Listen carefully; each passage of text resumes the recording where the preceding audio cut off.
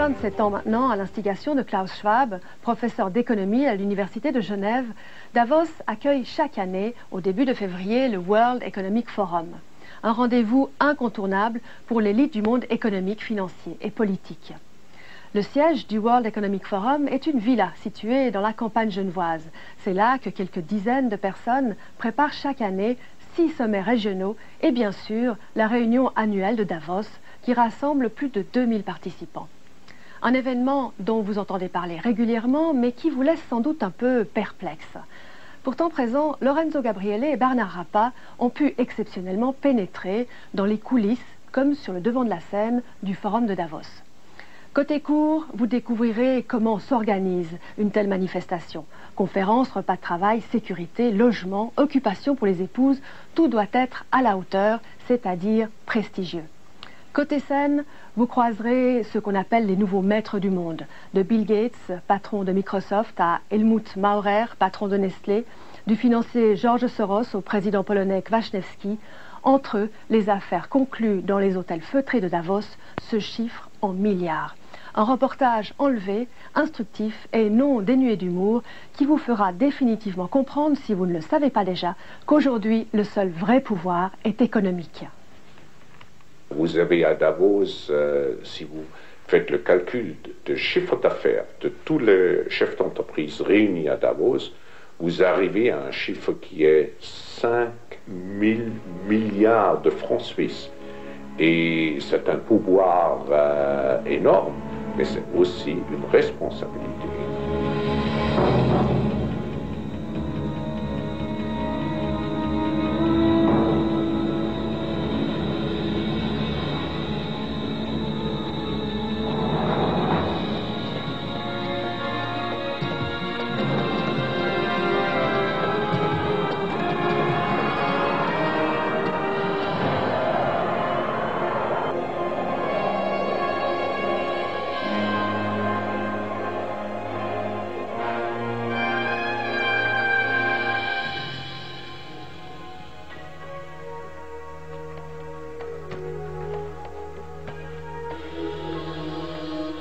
Voilà, ça c'est notre meilleure suite.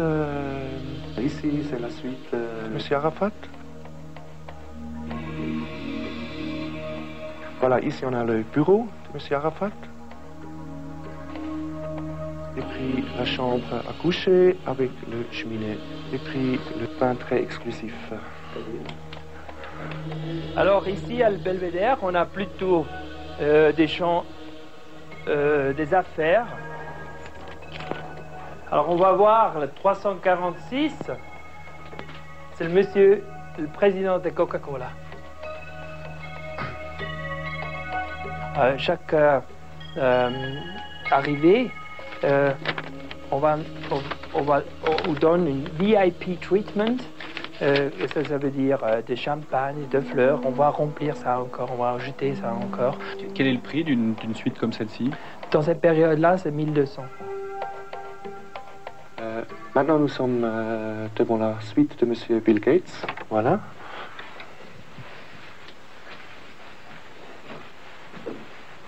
Est-ce que M. Bill Gates a fait des demandes particulières? Non, pas du tout. Pas du tout. Une ligne directe et puis un fax direct, c'est tout. Une connexion Internet? Non.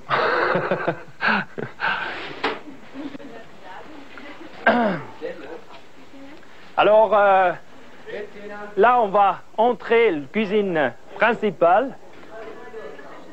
Si vous me demandez qu'est-ce que ça signifie le World Economic Forum pour nous, c'est un peu plus, on peut dire, c'est comme participer au final Coupe du Monde. Monsieur Verlet, notre chef de cuisine. Ouais. Ils sont où les autres cuisiniers? Alles in Ordnung? Vielen Dank.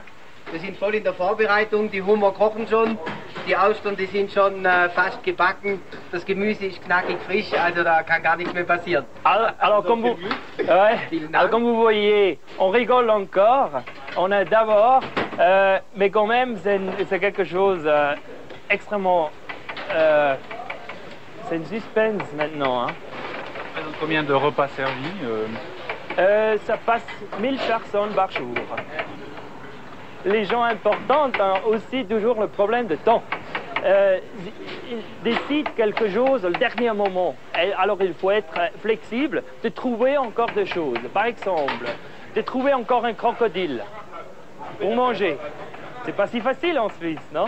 Alors il faut trouver un crocodile. Ça vous est arrivé? De buffles, sangliers, kangourous. Voilà, ça c'est le vin que M. Pérez aime bien.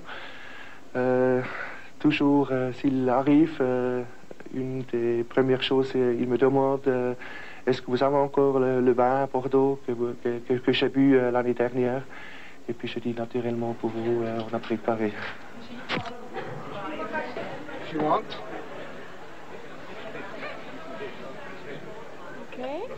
Ils se rendent à l'un des rendez-vous les plus sélects de la planète.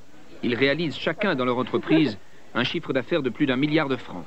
Ils n'hésitent pas à payer le prix fort pour faire partie de ce groupe exclusif. 19 000 francs pour la cotisation, plus un ticket d'entrée à cette réunion de 9 200 francs. Ce sont les membres du World Economic Forum. Chaque année, entourés d'une nuée d'experts, ils se retrouvent à Davos pour leur réunion annuelle. Pendant 6 jours, ils vont évoquer l'avenir de la planète. Le grand ordonnateur de ces cérémonies, le voici. C'est le docteur Klaus Schwab. Fondateur du Forum de Davos il y a 27 ans, ce professeur d'économie de l'Université de Genève a réussi son pari. Créer un pont entre le monde des affaires et le monde politique. C'est important, un accueil personnalisé. Oui, c'est clair, ce sont nos membres, ce sont des participants qui viennent peut-être la 10e, 15e fois. Et c'est clair, ils sont devenus des amis. Vous les connaissez personnellement? 80%. Davos, ça doit être une atmosphère club. C'est un club entre les 1000 dirigeants économiques les plus importants sur Terre, entre quelques dirigeants politiques qui sont particulièrement influents. Donc il doit y avoir cette atmosphère de club qui permet une interaction personnelle. Hello. Good morning.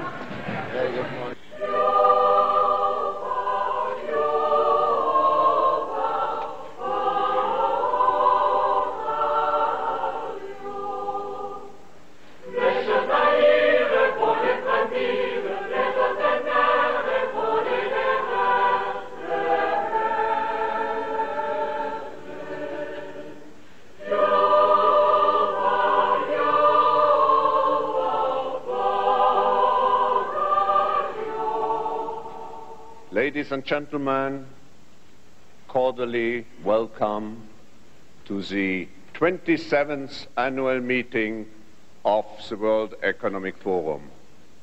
Very often I'm asked, why do our members come regularly to Davos? And my answer usually is, they are concerned and committed. Concerned about the state of the world and committed to follow our mission to contribute to improving the state of the world.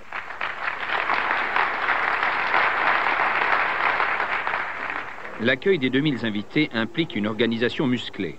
Le responsable technique nous fait découvrir les coulisses. Nous allons aller dans vraiment le département qui est le plus en amont du meeting, celui qui conçoit et qui imagine l'aménagement du Palais des Congrès, pour des critères de fluidité, d'esthétique, de confort et d'efficacité. Ce sont ceux qui arrivent les premiers et qui partent les derniers à Davos, c'est-à-dire les décorateurs installateurs.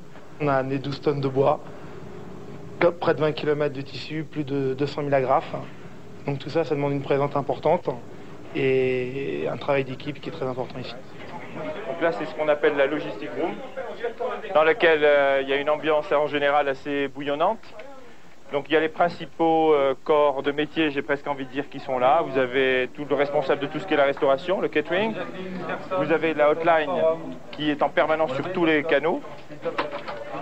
Nous avons également tout ce qui est des services techniques qui sont là. Il y a quelqu'un qui s'occupe de tous les événements à l'extérieur dans les restaurants.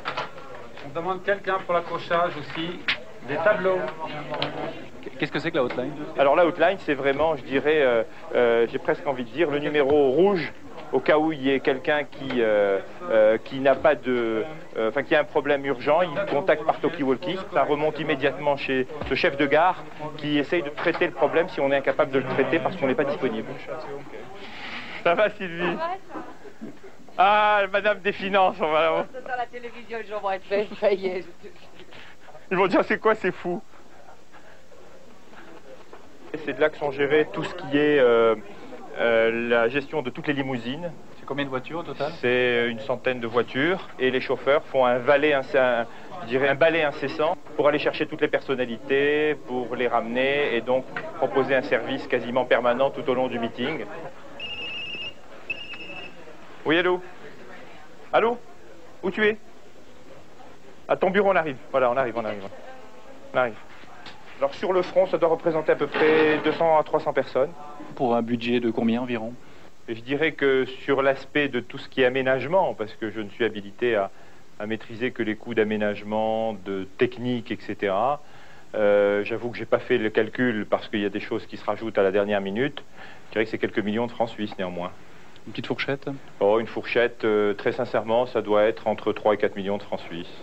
Mais au total, le budget du forum s'élève à plus de 13 millions de francs. Et avec l'ensemble du staff administratif, ce sont 900 personnes qui règlent pendant une semaine les moindres détails. Un staff qui gère près de 300 sessions, de l'avenir du Proche-Orient à l'architecture chinoise, en passant par Internet et le futur des marchés émergents. Dans ce palais des congrès, tout est mis en place pour satisfaire cette mini-société mondiale qui privilégie les contacts rapides.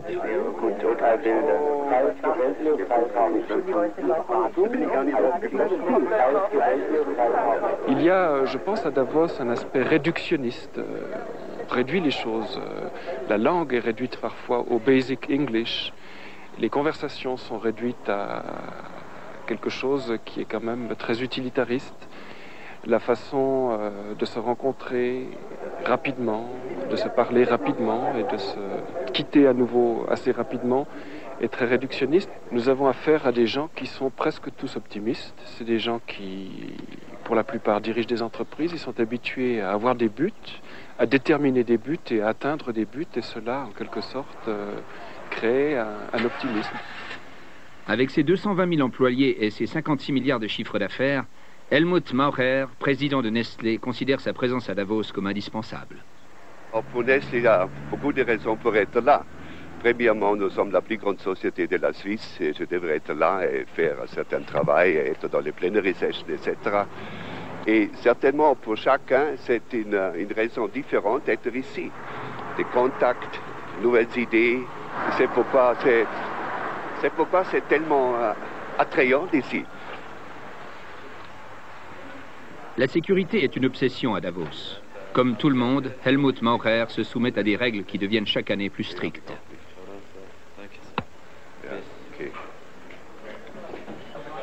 Détecteurs de métaux, contrôle minutieux, tout l'arsenal sécuritaire y passe.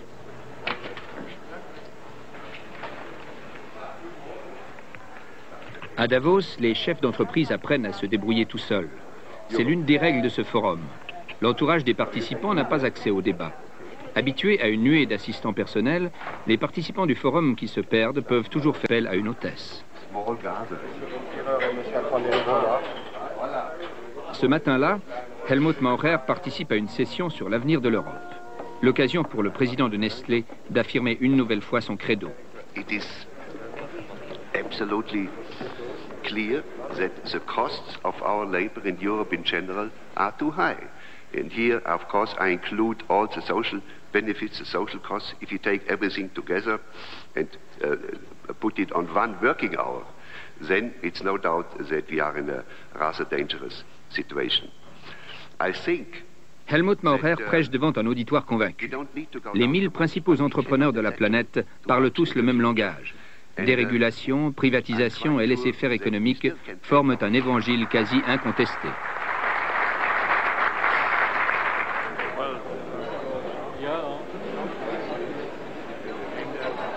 Pas un mot sur le chômage dans cette Europe, dans cette vision d'une Europe de 2005. Ça peut surprendre dans une Europe qui a aujourd'hui 20 millions de chômeurs. Vous savez, pour moi, c'est évident. Il faut toujours dire que la compétitivité, c'est la meilleure source pour réduire le chômage. parce que c'est lié. Et c'est pourquoi j'ai parlé de compétitivité, parce que ça va automatiquement améliorer la situation. Si vous avez plus de flexibilité lors du travail, si vous avez un niveau des coûts qui est meilleur, le chômage va automatiquement être réduit. C'est pourquoi pour moi c'est tellement lié.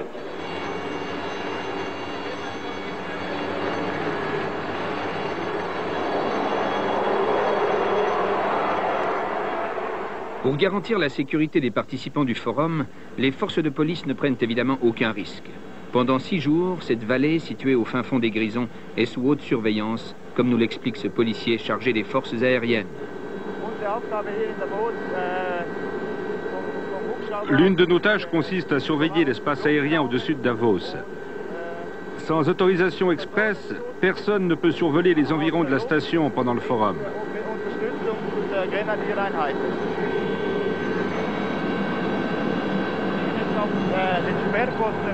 Ici, nous sommes en train de survoler l'axe principal qui mène à Davos.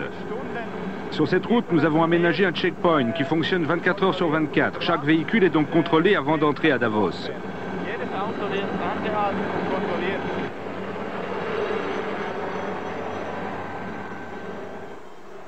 Dans les hôtels aussi, la sécurité est maximale.